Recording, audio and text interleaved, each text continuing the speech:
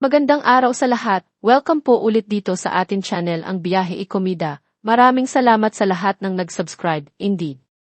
Punta tayo sa atin topic.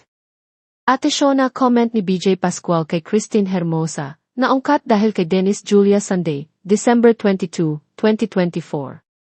Pinangalanan ni BJ Pascual si Christine Hermosa bilang worst celebrity to shoot noon, ngunit binawi ito sa podcast ni Killa Kosh. Binanggit ni BJ si Dennis Julia bilang bagong worst experienced, dahil sa biglaang kanselasyon ng shoot ng kampo nito. Dumating si Sara Lahbati bilang rescue sa photoshoot matapos ang aberya at pumayag siyang hatiin ang bayad kay BJ Pascual. Hati ang reaksyon ng netizens sa issue. Habang nananatiling tahimik si Christine Hermosa tungkol dito, usaf-usapan sa social media ang pahayag ng kilalang celebrity photographer na si BJ Pascual tungkol sa karanasan niya sa pag-shoot ng mga artista. Specific sina Christine Hermosa at Dennis Julia. Sa podcast ni Killa Kosh noong Biyernes, December 20, 2024, inamin ni BJ na si Christine Hermosa ang pinakamasamang celebrity na na-shoot niya noon, ngunit nilinaw niyang nagbago na ito ngayon. Christine Hermosa is an angel now, ani BJ, kasunod ng pagbanggit kay Dennis Julia bilang bagong worst experience niya.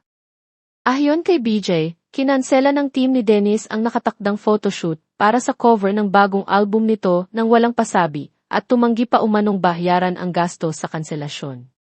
Sa kabila ng aberya, dumating si Sara Lahbati bilang rescue, matapos hikayatin ni BJ na ituloy ang shoot. Pumayag si Sara na hatiin ang bayad kay BJ para lamang maisakatuparan ang proyekto. Hindi rin umano humingi ng paumanhin ang kampo ni Dennis Julia para sa aberya. Samantala, binalikan ng netizens ang YouTube video ni BJ, kung saan ikinuwento niya ang naging karanasan niya kay Christine Hermosa noong 2009 para sa Prank Lifestyle magazine. Bagamat hindi nahuli si Christine sa call time, nagtagal umano ang shoot dahil sa personal na mga hiling nito, tulad ng pagpili ng outfit at pagpapamasahe. Sa social media, ang puso ng mga netizens.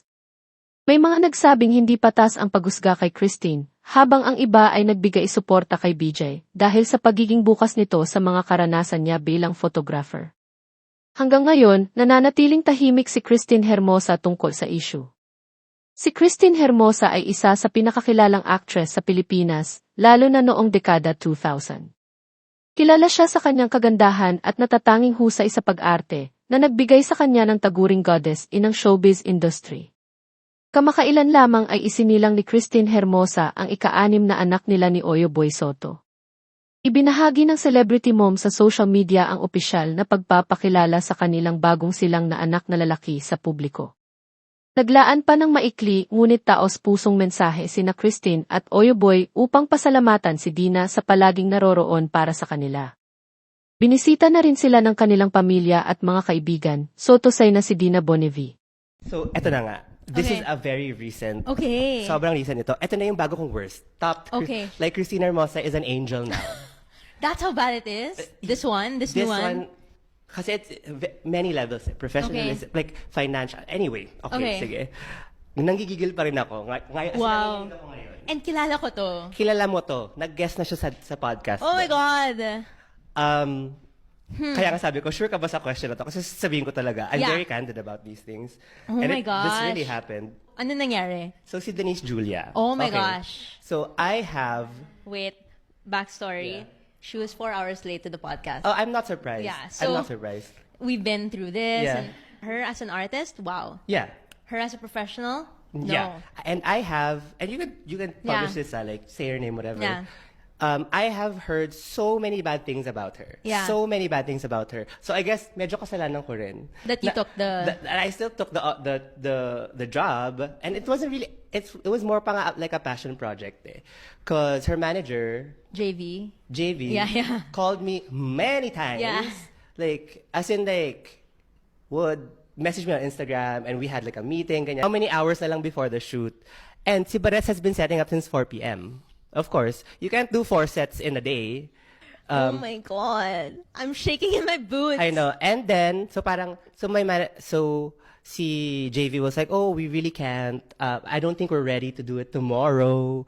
Parang parang DJ and I feel like we're not set for tomorrow, blah, blah, blah. So my manager was like, okay, but we have to pay cancellation for the studio. Everything. And the production designer and the stylist. Ako, Kebs, whatever. Done. Kebs naman ako kung walang cancellation, whatever. But ayaw, sabi ni, biglang backtrack tong JV. si manager. But why was everything, why did you go on with everything? Wala pa naman daw confirmation. This Oh was, my gosh. walang confirmation. Excuse me, it's the day before the shoot, and kayo yung nagpumilit to Yes. shoot on this day. And diba they were the ones who pushed for the date? Yeah, and then may conversation doon na parang wala na talaga ibang free days yung team for this month, di ba? Wala talaga. Everyone was busy. Yes. Girl, you're booking like the best in the industry. Like, hindi to eme-emeng shoot. No. Okay? Ayun, ayaw nilang ituloy. Ayaw magbayad.